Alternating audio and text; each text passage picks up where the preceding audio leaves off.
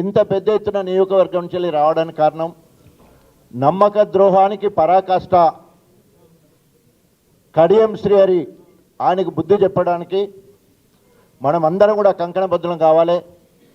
ఆయన టీడీపీలో ఎన్టీ రామారావును ఎన్నుపోటు పొడిచి చంద్రబాబు సంకల వచ్చిండు.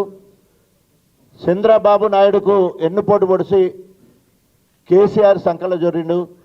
ఈరోజు కేసీఆర్ గారికి నమ్మక ద్రోహం అంటే అనేక తిన్నింటి వాసాలు లెక్కబెట్టుడు అంటారు. అన్నం తిని బీఫామ్ తీసుకొని సంచి సరంజామా చదువుకొని నమ్మబలికి తెల్లార వరకు 100 కోట్లకు అమ్ముడుపోయిన నమ్మక ద్రోహి కడియం శ్రీహరి గారు బిడ్డ కోసం పోయి నేను అభివృద్ధి కలిసామని ఇంకో మాట చెప్తాడు.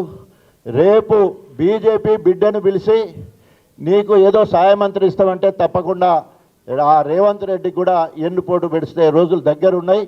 ఆయన నమ్మే పరిస్థితిలో తెలంగాణ ప్రజలు లేరు.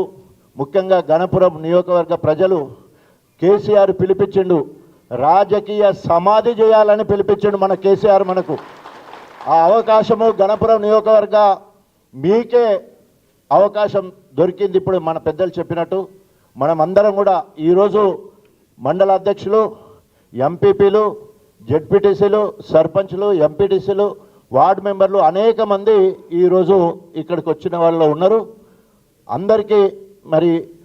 అందరికీ తప్పకుండా ఆఖరిలో ఒక్కొక్కరిగా వస్తే పర్మిషన్ ఇచ్చారు. అందరు ఫోటో దిగటానికి కలుస్తానికి కూడా అందరికి కండువా కప్పుకొని ముందుగా ఈరోజు ఈ కార్యక్రమాన్ని మనము రూపుదిద్దుకోవడానికి ప్రధాన కారణం కీర్తి వెంకటేశ్వర్లు అవిభక్త ధర్మసాగర్ జిల్లా బెస్ట్ జెడ్పీటీ